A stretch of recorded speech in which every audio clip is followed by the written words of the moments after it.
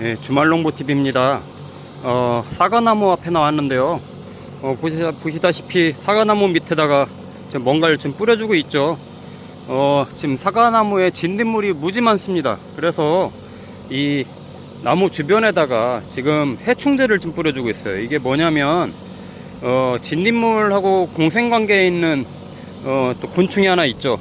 이 개미입니다. 개미들이 이 나무에 괜히 오르락내리락 하면서 이 진딧물이 더 번식하는데 굉장히 도움을 주는데, 이 개미들을 좀 퇴치하기 위해서 이 나무 주변에다가 해충제를 좀 뿌려주고 있어요. 이게 저는 매번 이렇게 이제 나무에만 직접적으로 진딧물 살충제를 뿌려주는 게 아니라 이렇게 이제 나무 하단에 개미들이 지금 무지 많거든요. 이 개미들을 이제 퇴치를 해야 진딧물도 같이 방제가 되기 때문에 이걸 해주고 있는데, 반드시 해야 되는 일 중에 하나입니다. 이 사과나무 키울 때 되도록이면 밑에 해충을 같이 죽이는 게 가장 좋습니다. 왜 그런지 이제 좀 설명을 드리려고 하는데요. 제가 지금 이제 이렇게 잠깐 이렇게 하고 났는데, 이게 이제 뿌린 약이 이제 개미를 좀 죽이고 하는 이제 람다다운이라고 하는 이제 해충제입니다.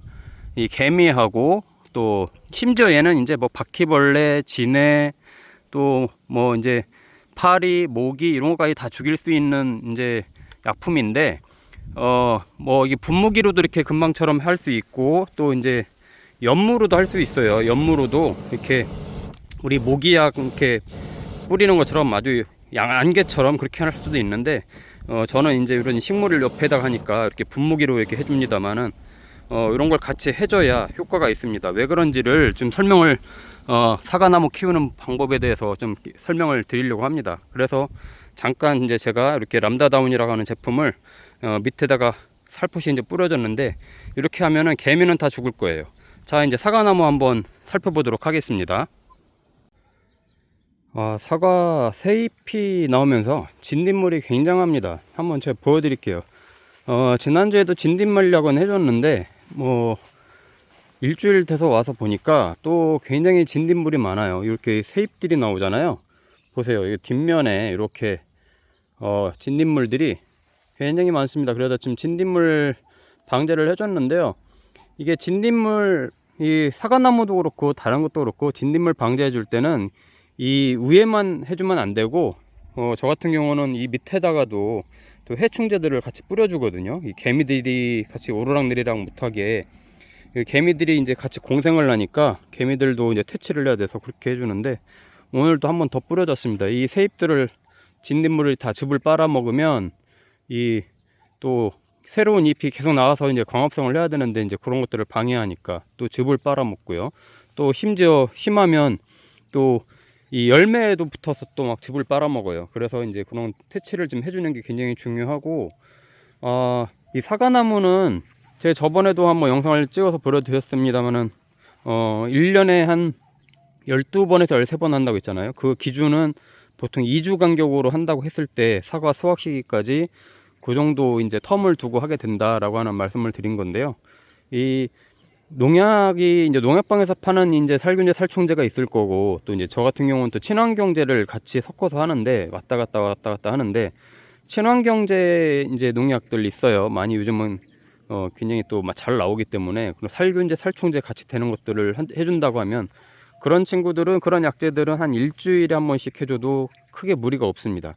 그리고 저 같은 경우는 또 이 영양제도 같이 섞어서 해주거든요. 이렇게 이제 열매가 이제 지금 적과를 다 끝내고 나서 한참 이제 커지고 있을 시기인데, 이럴 때 또 이제 영양제를 같이 섞어서 해주면 또 굉장히 좋아요. 이 과일이 또 비대해지기도 하고, 이 착과가 아주 잘 돼서 초반에 잘 성장이 되니까 그런 부분 이제 참고하면 되고요. 이렇게 찍다 보면 지금도 이렇게 꽃이 피는 애들이 있어요. 이런 애들은 따줘야 됩니다. 이거 꽃 계속 놔두면 안 되고요. 그 다음에는 이렇게 이제 잎들이 깨끗해 보입니다만은 가끔 붉은 반점들이 보이는 게 있어요. 이게 저도 그런 것들은 굉장히 좀 관심 깊게 이제 관찰을 하는데, 그런 애들이 이제 퍼지면 이제 갈반병이 되는 경우도 있고, 또 심하면 또 계속 이제 이 역병처럼, 탄저병처럼 생겨서 이제 또 계속 나엽이 우수수 떨어지는 현상이 생기거든요. 그런 것들 이제 잘 보면서 살균제를 같이 해줘야 됩니다. 그래서 친환경 농약이라고 하더라도 살균제가 같이 되어 있는, 특히 또 이런 과일나무에 같이 이런 탄저병, 갈반병까지 같이 예방할 수 있는 그 살균 기능이 있는 이런 것들을 같이 해주는 게 좋고요. 요즘 날씨가 굉장히 선선해서 굉장히 좀 아침에는 굉장히 춥더라고요. 여기 충남 예산이거든요. 충남 예산 사과가 굉장히 유명하죠. 예산이 사과가 유명함에도 불구하고 요즘 굉장히 고전을 면치 못하는 거는 날씨가 굉장히 더워서 사과 키우기가 굉장히 어려워요. 그런데 올해는 아직까지는 그렇게 더운 날씨가 아니어서 예년에 비해서는 굉장히 사과가 그래도 잘 크고 있는 것 같아요. 그 더위에 이렇게 크게 고생하지 않고 크고 있는 것 같은데, 근데 아마 이제 지금부터가 이제 중요할 겁니다. 이게 조금씩 기온이 올라가면 특히 이제 해충도 해충이지만 이 병균들이 굉장히 이제 활동을 많이 하기 때문에 이 잎들을 그냥 놔두지 않거든요. 그래서 그 부분이 이제 가장 이제 저도 중점을 두고 소독을 해주는 편이고요. 아까 말씀드린 대로 진딧물이 많을 때는 위에만 해주지 마시고 해충제들을, 개미들이 밑에 오르락내리락 못하게 해충제들을 이 바닥에다 해주는 게 굉장히 좋아요. 그러면 개미들이 나무를 타고 오르내리락 하지를 못하기 때문에 그런 부분들을 같이 병행해서 해주시면 진딧물 예방에는 큰 도움이 됩니다. 이 사과나무도 그렇고 뭐 복숭아나무도 굉장히 많이 생기죠. 그리고 또 다른 토마토 같은 경우도 많이 생기고 고추도 그런데, 항상 바닥과 이 작물에 같이 따로따로 해충제, 살충제를 좀 구분해서 해주면 훨씬 이 진딧물 잡는 데는 효과가 있다라는 말씀을 드리고요. 그 다음에는 지금 이제 웃거름 같은 경우는 뭐 저는 겨울에 이제 줍니다만은, 그래도 이제 아직은 1년 동안 시간이 굉장히 많이 남아있기 때문에 요 밑에다가 이제 복합비료가 됐든 유박비료가 됐든 이런 것들을 가끔씩 뿌려놔죠. 뿌려놔서 이렇게 비가 오거나 그러면 이렇게 흡수할 수 있게끔 조금씩 뿌려 놓거든요. 그거를 1년에 딱 한 번만 주긴 그렇고, 지금 정도 또 뿌려주면 수확 시기까지 굉장히 또 활발하게 이 나무가 또 이제 영양분을 흡수하니까 그런 부분 보고 관리를 하시면 됩니다.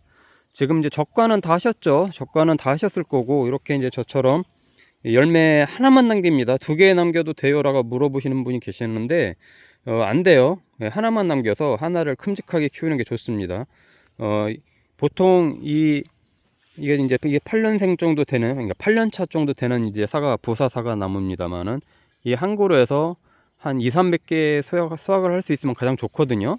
이 가정집에서 이제 키우는 거잖아요. 저희는 이 정원에서 키우는 거기 때문에 최대한 양도 늘리고 사과도 굵게 키워야 되기 때문에 굉장히 집중화하는 이제 그런 작업을 많이 하는데, 200~300개 열리면 굉장히 훌륭하게 가족들과 먹을 수 있죠. 이렇게 한 개씩만 남겨도 굉장히 많은 양이 됩니다. 저는 이 1년생까지에서는 한 개씩만 남겼고, 2년생 이상부터는 그러니까 이 적과는 무조건 한 개고요. 그리고 이 전체적으로 알 개수를 2년생 이상 되는 데서는 그래도 많이 이제 남겨놓고 키우는데, 1년생까지는 무조건 한 개씩만 키워서 이렇게 하나씩만 남겨가지고 영양분들이 집중되게끔 하고 있습니다.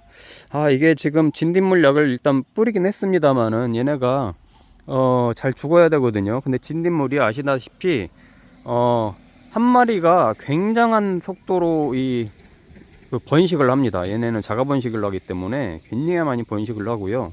이게 빨리 처음에 예방 안 하면 또 일주일 제가 또 자리 비우고 난 새에 또 번식이 돼 있을 거예요. 그래서 오늘 이렇게 이제 진딧물 방제를 해준 거고, 요것들을 안 해주면 계속 갉아 먹을 겁니다. 이거 보세요. 아유, 징그럽죠. 이렇게 이제 그래서 뒷면에다가 이제 잘 방제를 해줘야 돼요. 위에만 뿌리면 아무 소용 없고, 이 밑에서 이렇게 밑에서 약을 뿌려줘야 이 진딧물을 잡을 수가 있고, 그런 부분들은 꼭 위에만 하시면 안 되고 밑에서도 흠뻑하게 방제를 해줘야 된다. 요거 이제 챙기셔야 되고요. 뭐 다른 것들은 이제 제가 이제 간간히 이제 또 계속 영상을 보여드립니다만은, 앞으로도 이게 사과나무는 뭐 사실 병충해 방제가 전부입니다. 이제는 알속기 다 했죠. 이제 적과라고 하죠. 알속기 다 했고, 뭐 더 이상 이제 이 열매와 관련된 거는 특별하게 뭐 해줄 게 없어요. 사과는 뭐 사과 봉지를 씌우는 것도 아니고, 예전에 저도 사과 봉지를 씌워 봤습니다만 별로 좋지 않아요. 광합성도 잘 안 되고 당도도 많이 떨어지고, 그래서 이 사과 봉지는 씌우진 않겠습니다만 그만큼 벌레에 이제 파먹는 벌레들이 많이 나오죠. 특히 나방류들, 그런 것들 예방을 해야 되기 때문에 결국은 병충해 방제에 굉장히 집중을 해야 됩니다. 사과는.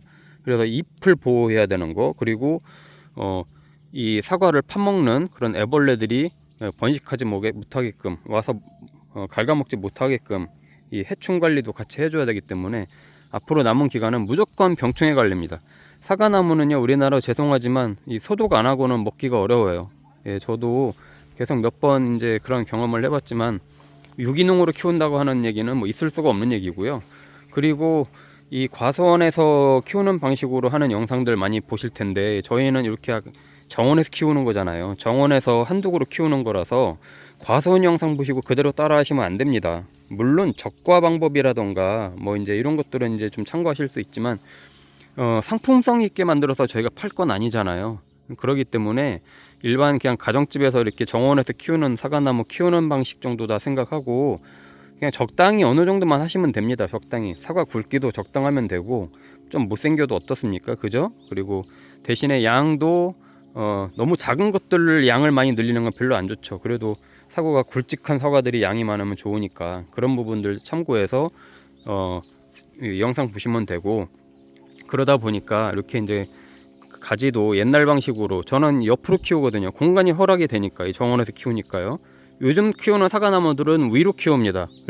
그래서 과수원 가서 보시면 굉장히 빼곡하게 많은 양을 수확할 수 있게끔 밀집해서 심는데, 저희는 한두 그루 심는 거니까 널찍하게 키워서 광합성을 잘하고 통풍이 잘 되게끔 해주는 이런 가지 유인, 이런 것들을 이제 보셔야 이제 잘 키울 수 있다고 이제 말씀을 드리고요.